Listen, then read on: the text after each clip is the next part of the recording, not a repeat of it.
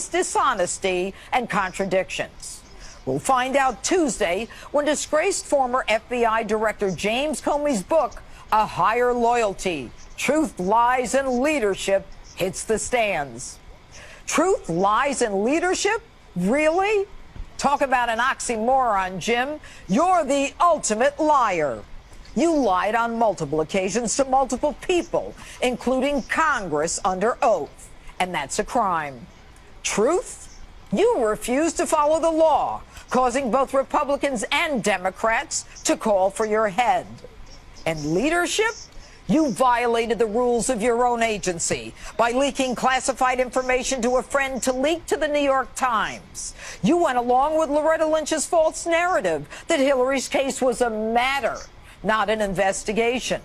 And folks, get ready for a knife fight between Jim Comey and Loretta Lynch on both that as well as that tarmac charade.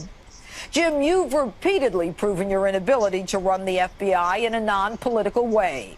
You stayed silent as the New York Times retracted the story that Hillary's FBI review was a security referral and not a criminal referral.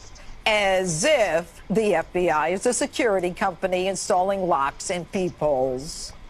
You say the president is unethical, while you turned a well-respected agency into a haven of organized criminal conspirators at the top echelon. Your book, Jim, isn't about leadership. It's about butt kissing. Like when you were struck by the way Barack Obama could see and evaluate a variety of angles and complicated issues, his insight and ability to connect with an audience. Yeah, right, Jim. Barack's really bright. Like when he bragged about traveling to all 57 states? The guy's running for president and he thinks there are 57 states? And the person you most admired in government?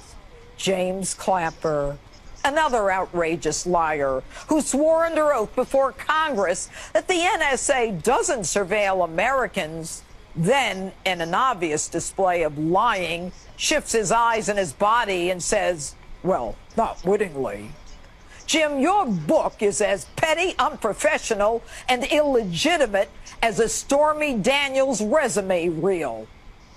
Now, you actually talk about the size of the president's hands, whether he used tanning goggles in a tanning booth, and whether his hair is real. FBI agents, Jim, behind your back called you Cardinal Comey. But, Jim, you're not holier than thou. You're nothing more than a political operative orchestrating your own effort to make yourself the center of America's moral compass. Beginning with your two-step, the one that you and your friend Bob Mueller, then FBI director, who at your request brought in the FBI agents to make sure the Secret Service didn't block your dramatic entrance at John Ashcroft's hospital bedside, claiming that you were willing to resign if the Attorney General didn't follow your suggestion. But enough about you. Let's read the book's excerpts. Now, you claim the president, sitting at his desk in the Oval Office, was a king sitting on a throne.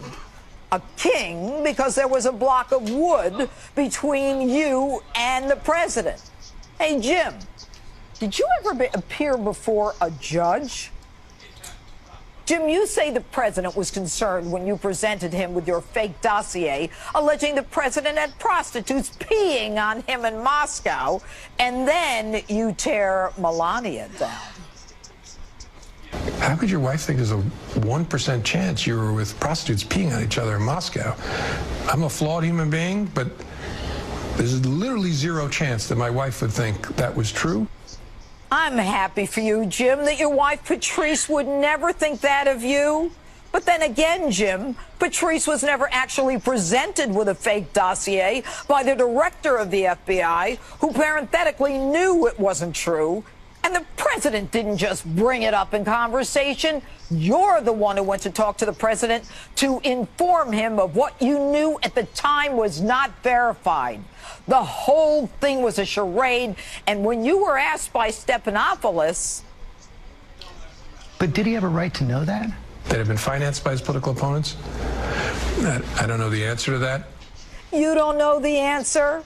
And of course, just to hit the president a little more and to get a great headline, you say this. But I don't know whether the current president of the United States was with prostitutes peeing on each other in Moscow in 2013. It's possible, but I don't know. Jim, it's possible. And it's possible Martians were in that room peeing on the prostitutes, too. Maybe we should start a new investigation. Are Martians colluding with the prostitutes to make the president look bad? And when you ridicule the president, asking you whether he looked like a guy who needed hookers, your answer? Sir, I'm not saying that we credit this. I'm not saying we believe it. But Jim, you don't credit it? You don't believe it? Jim, you're a liar. This is the dossier that you presented to a FISA court judge, and you admit you told the president you couldn't credit it when you said you couldn't believe it, and yet you seek a warrant from a judge based on this fake dossier. Were you lying before the judge, or were you lying in the book? And while we're at it, Jim, your explanation for announcing Hillary's renewed investigation? You claim it was because you told Congress that if new information were to come to light, you would tell them. Jim, you could have told them without a televised press conference. You could have called two men into a room with you and told them. And Jim, I thought politics didn't enter any of your decisions. And yet you have the chutzpah to claim that none of your decisions were based on politics. But from your own book, you say, quote, when I thought she was going to win, meaning Hillary, I didn't want a tainted president. But you know what, Jim? Neither claim is true.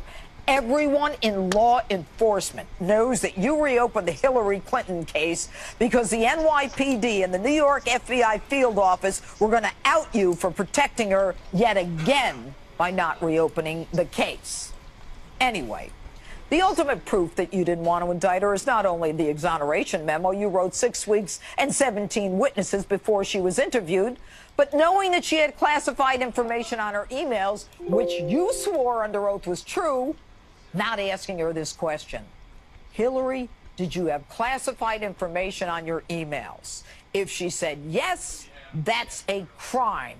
If she said no, she lied, and that's a crime. And by the way, we'll talk for a minute about your career at the FBI. How many cases did you screw up? The Boston bombers, the Fort Hood massacre, the Orlando Pulse nightclub shooting, the San Bernardino massacre, the attacks of 9/11. You were involved in all of them. Come on, Jim. Your self-serving statements about a crying Chuck Schumer thanking you for your Hillary decision, and you on the verge of tears after Obama told you how great you are. Come on. Your self-absorbed memoir is all about you. You're a pompous, egotistical, patronizing, condescending, holier-than-thou political operative trying to redeem your reputation and cash in on lies, which is the opposite of truth and leadership. Your book is about a higher loyalty to none other than you yourself.